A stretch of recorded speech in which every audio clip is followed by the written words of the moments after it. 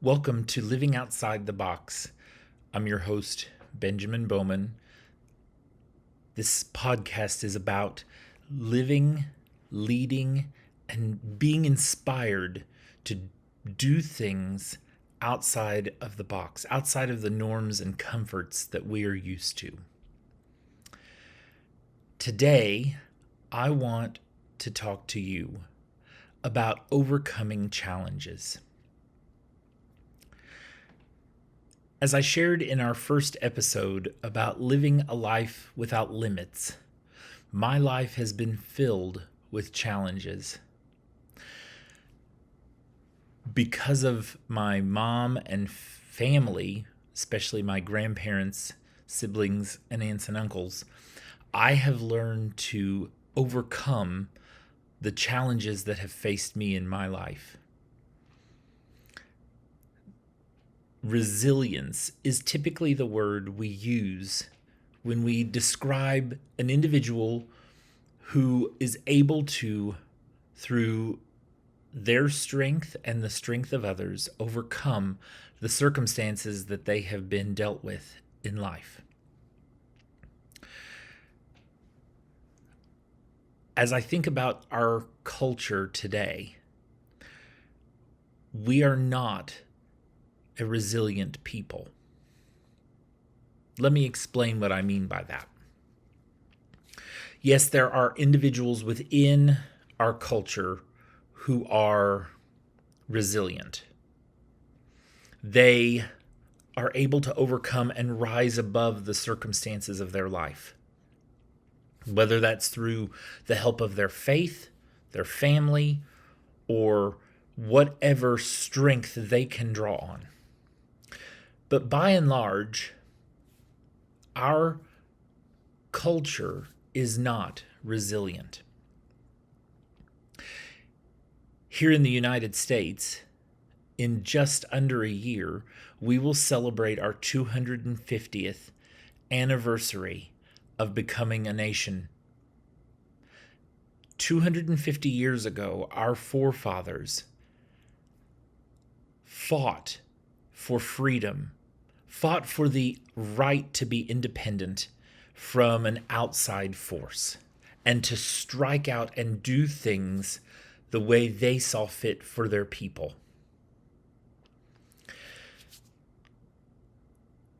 I sit here and wonder, would our culture, would the people that we know around us, would our leaders be able to lead the way that our forefathers did?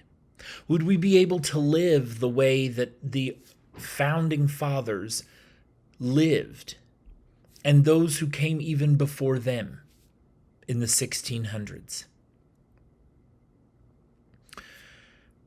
We have so many creature comforts around us. I'm sitting in an air-conditioned, environment-controlled home. We have heat at the turn of a switch. I can go and get in a car with friends because I can't drive, unfortunately, and that's probably the best for everyone involved. But I can get in a car and go and have access to a library or a restaurant or a movie at the drop of a hat. In 2007, I had the opportunity to study abroad in Israel. Part of what we did in Israel was following in the footsteps of different biblical stories. We went and studied the historic geography of the Bible. Now, I was the first blind person to go on this trip from the school I was at, but I was also the first blind person to attend this program in Israel. And they had to figure out how to keep me safe because the ADA does not exist in Israel. We are blessed in this country to have something called the Americans with Disabilities Act. They didn't have that in the 1600s or the 1700s when our forefathers came and settled here and when the founding fathers created a nation here. People had to overcome their circumstances by their own strength and their own community. So while I was in Israel, I had the opportunity to hike through different parts of the country. And one story has come back to my memory recently, and that is the hike that we did along the Wadi Kilt from Jerusalem to Jericho. Now, this hike is not like a hike that you might go on in a nearby park or state forest or something near you. It's not a beautiful tree-lined hike that leads to a vista that is breathtaking. The sights were breathtaking, but for very different reasons. This hike was along a path that at its widest was probably 3 feet wide, if that. Most of it was narrower. Most of it you could put both feet next to each other and have just a little bit of room on either side, and that was it. On one side, there was a sheer rock wall that went straight up, and on the other side was a complete drop-off, 400 plus feet to the valley below. And there was no guardrail. So they had to figure out how to keep me safe on this hike, because one wrong step and everything's over. Parts of the path had erosion, so there was a space, a gap between the rocks like this. And you had to be able to see to step over those gaps and not catch your foot. So off we went with a plan. There was someone in front of me and someone behind me. The person in front of me was giving instructions to the people around us to, keep going, because I couldn't see and they had to make sure the path was clear. The person behind me was giving me instructions. I had to listen to the person behind me, not the one in front of me. The person behind me gave me instructions like to step wide or to turn to the left, to lean into the sheer rock wall, when to take steps, when to stop and stand still and wait. I had to trust the person behind me. As you can tell, I made it, because we're 18 years later, and here I sit telling this story to you. I overcame the obstacle that lay before me. I could have easily said, no, this isn't for me. I'll ride the bus down the road and meet you all in Jericho. And they would have allowed that. But I chose to face the challenge in front of me, to trust the person that was giving me instructions, and to experience the fullness of life.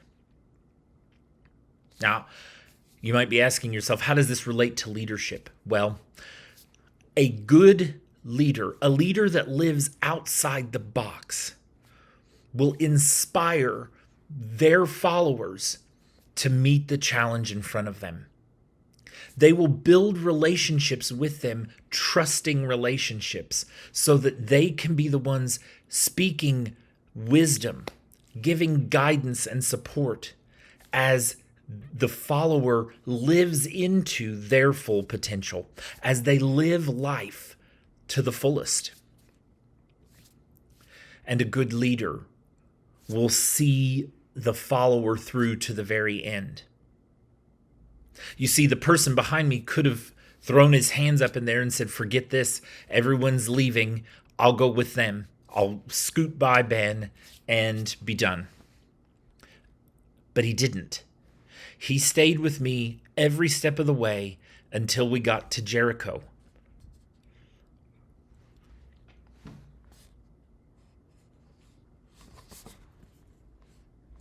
And then what he did was he congratulated me and made me realize what I had overcome. He turned me around and showed me the path that I had walked, because you could still see up the side of the mountain to parts of where we began, not all the way. But I remember him saying, "Do you see what you did? You accomplished this." A good leader will do the very same thing for their followers. Someone that lives outside the box will not just give instructions, but they'll live outside the box by being present, being a trusting individual that people will want to follow. This person could have asked me to go on every other hike on that trip, and I would have gone. In fact, we did go on many, many more hikes. And I trusted this person each step of the way.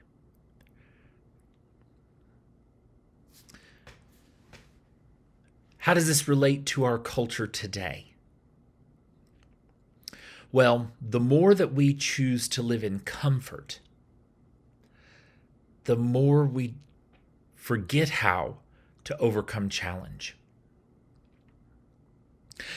I was just this morning listening to someone share about how the more we sit in our comfortable homes, in our cozy chairs, with our big cup of latte, reading our favorite author, we forget not only for those that believe in Jesus, the work of the cross and what it means to be transformed by Jesus, but we also forget what it means to be transformed, period.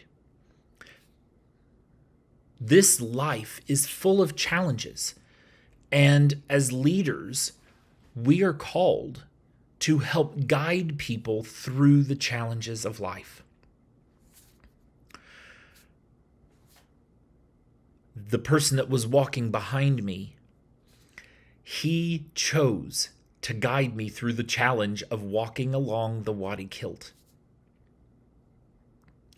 And I remember the director of the program telling me later that he was never going to allow anyone to opt out of that hike, because if a blind guy could do it, anybody could do it. That's the attitude of an outside-the-box leader. An outside-the-box leader inspires people to live life to the fullest. Yes, we may look around us and see challenges and think, well, I'll just stay in my own comfortable place. We may think, I'll never turn the TV on and watch the news because it makes me feel so uncomfortable to hear what's going on in the world. We may think, I don't want to have to deal with other people's lives and their troubles because it's just too stressful. So I'll just stay in my own little corner, in my own little chair where I am comfortable. We may even think that we don't want to face our own challenges. We don't want to press on and persevere through the challenges that we face, whether that's financial struggles, whether it's interpersonal conflict, whether it's things from our past and our family. But we need to sit down and be real. We need to face the challenges and not just live in the comforts that are around us. We don't need to insulate ourselves from the problems of this world and the problems of our fellow man. No, we need people, we need leaders who are willing to break outside the box, to think differently, to build relationships with those that they are leading, whether that's in a classroom, a factory, an office, or even your own home. So today, as I sit and think about the qualities of an inspirational, outside the box leader, I think of someone that overcomes challenges.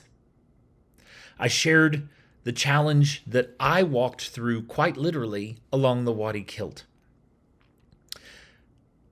There are many stories that you will hear about my life. There are many journeys that we will take along this podcast. One thing you will understand is that rarely do I shrink from a challenge. And I want to challenge you to do the same. I want you to understand that you have the strength within you to be an inspirational, outside the box leader. You can do it. When I was in college, my last semester studying education, we had to put together a portfolio that was, at that time, it felt like at least, it was insurmountable. We had standards to meet, we had things to produce for it, we had to show results of our teaching ability. I remember renting a study carrel in the library and keeping all of my materials laid out so that I had a space that I could go to that was quiet, that I could spread things out and organize myself as I built this portfolio. And a friend of mine had the study carrel just opposite. And we both were history education majors. We both had the same standards to meet. We both were persevering through creating this portfolio. One day I walked upstairs in the library and went to the study carrel, and I found this blue Post-it note. I'll never forget it. It was a light blue Post-it note, and on that Post-it note, written in pink highlighter, yes, pink highlighter, were the 4 words, "You can do it." This friend of mine in the study carrel opposite had stuck that on my study carrel to remind me that there is nothing that I can't accomplish. There's nothing that I can't overcome if I'm living in the strength that God gives me each and every day.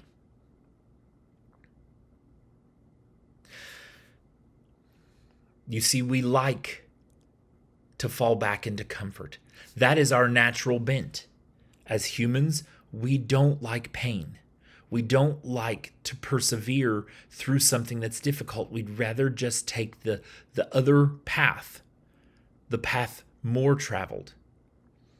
But we're called as outside the box leaders to take the path less traveled, to live through the pain, the challenge, and to overcome and be resilient. This world needs resilient leaders. And in this podcast, we're going to hear from some of those resilient leaders, some of those people who have lived outside the box and led with great creativity and inspiration. Today, I want you to remember that you have it within you to overcome and to be resilient. That is my challenge to each one of us today, is to be resilient today, to face whatever we may have to face with great strength. Whether that's in our office building, our church, our school, or our own home. Remember, I'm here for you. I care about you becoming an outside the box leader, and I look forward to sharing more with you very soon.